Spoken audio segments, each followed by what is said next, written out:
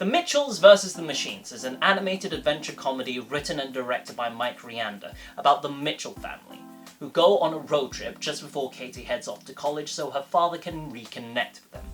But their plans are halted by the sudden AI invasion, so it's up to them to stop the machines before they jettison everyone into space. It is one of my favourite animated films I've seen from 2020, and probably one of my favourite animated films of all time.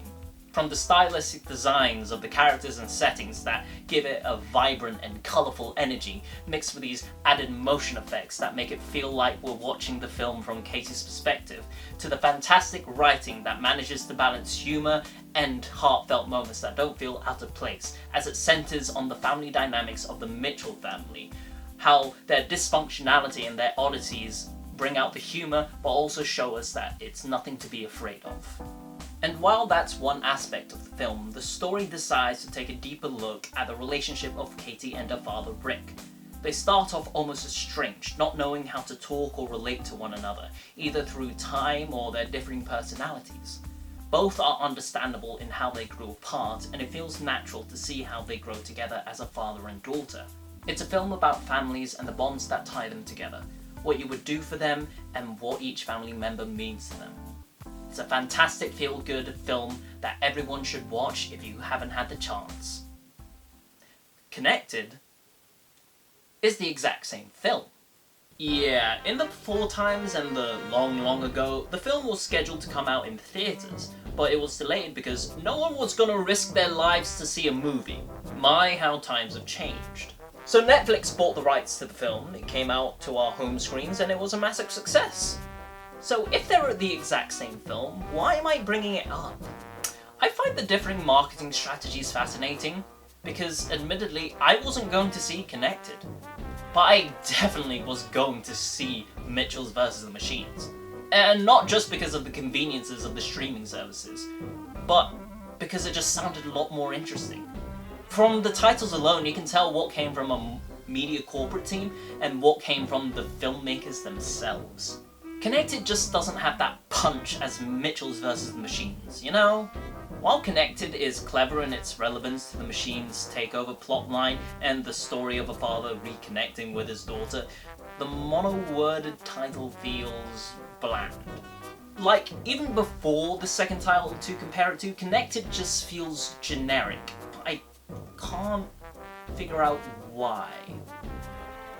Which isn't a good thing to say when you're technically a film critic. I think it's because it didn't sell the idea of the film well. I did say it was clever, but to someone that has never heard or seen of this film before, there isn't much description or a hook to the story.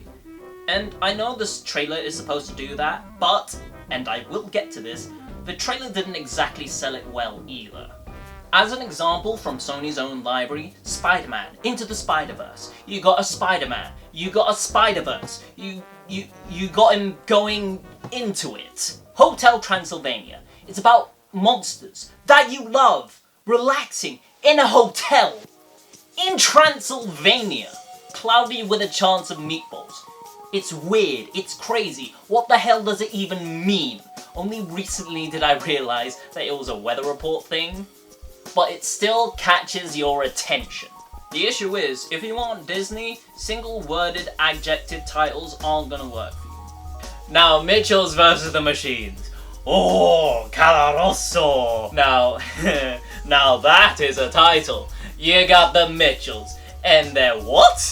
They're fighting? Who are they fighting? The Machines? Ooh, intriguing!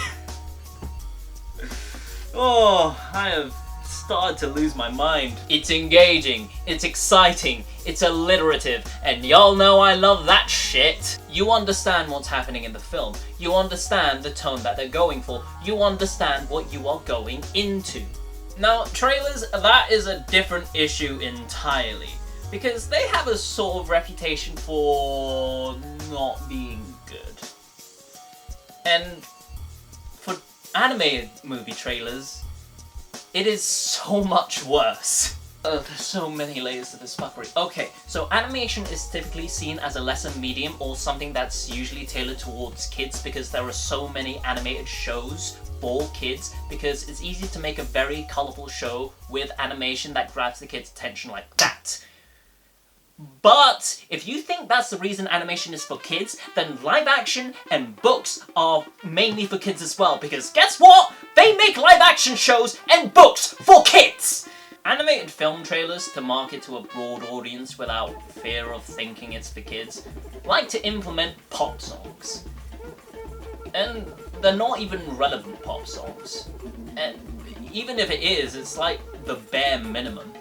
I don't know why Panic at the Disco's High Hopes is in the trailer. I don't know what Panic at the Disco's High Hope has in relation to the film Connected. Maybe it's the high hopes of the family defeating the robot apocalypse. That's a stretch, but it's what I'm going with.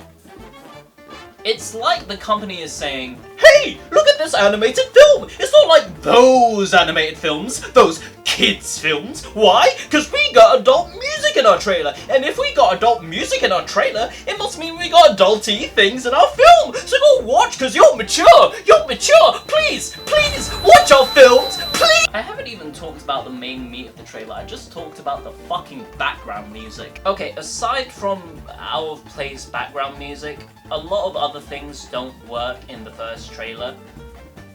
To start off with, character focus. As I said before, the film is about families and their relationship with each other, but the trailer takes the viewpoint of the father, Rick. Now, he is one half of the focus in the film, but because of this chosen viewpoint in the trailer, the tone weirdly changes. It becomes much more of a somber trailer about a father feeling estranged from his daughter. It also takes a weird, dare I say, boomer take, where the father wants 1 minute of unbroken eye contact without phones. Now, in the story this scene works because the film establishes how much technology means to Katie to express her weirdness and her personality. But in the trailer, it makes it feel like they're making fun of Gen Zs for constantly being on their phones and screens, whilst we watch it on our phones and screens. It also does poorly at establishing the rest of the family in the trailer. The mother and the brother are barely in it, and Katie weirdly comes out as a secondary antagonist. The trailer starts with Rick watching old home recordings of when the two were together, so it presents him as this, "Aw, I just want to connect with my daughter who doesn't like me." And Katie reaffirms this by wanting to move out ASAP and acts as they don't want to connect. And that sort of happens in the film, but the trailer presents it as way worse. And it's not even the right perspective. Katie is the main narrator of the film. We see the film through her eyes. That's why we have all those little drawings around the characters and the action, to add effect of what she's seeing. I think that last bit made sense. And then the machines come out in like the last fifth of the trailer. It comes out of left field entirely. Even in the secondary trailer, while they do come in like the halfway point, it still feels like a complete tonal shift. Now in Mitchell's versus the Machines, it feels weird saying it like that. They're the same fucking picture. They put the title in the trailer. Not like that. You are immediately introduced to the main villains, the Machines, and they get run over by a car, driven by the Mitchells. Katie introduces the film and then introduces the family. They all get to shine in this. Aaron, a sweet brother that's obsessive about dinosaurs. Linda, the well-meaning mum that just wants everyone to get along. There's a balance because the entire family is important to the story. It doesn't feel like a mess. There's a structure to it. While the other ones you could separate into parts, this one feels like a flowing story without it coming off as spoilery. It even does better at showcasing the relationship of Katie and Rick.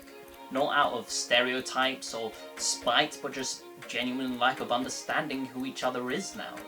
Which, sometimes that just happens. Sometimes you grow apart, and that's okay. But it's up to you to put in that time and maintain that relationship. In the beginning, I found the whole topic fascinating because the different marketing approach to the film is jarring. and I feel like I've never seen it happen to another film, down to the title change. I should reiterate that, despite the differing qualities of the trailers, it wasn't going to change the quality of the film. It was always going to be the same film, with the same humour, the same animation, and the same heart.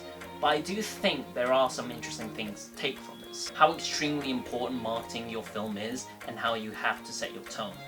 But most importantly, I think it just shows what happens when you have a lack of trust in your film's quality. They did everything to wash out what made this film interesting in the trailers, trying to reach the widest audience, but in doing so, they would have reached no one. Because they didn't trust the film's quality and lean into its quirks and absurdities. There have been many films in the past that have suffered from bad marketing and have even reported some losses in some aspects. But The Mitchells vs. the Machines is not only an interesting case study, but it's also an interesting story about how it overcame the odds and reached the successes that it did. It also should have won an Oscar, you fucking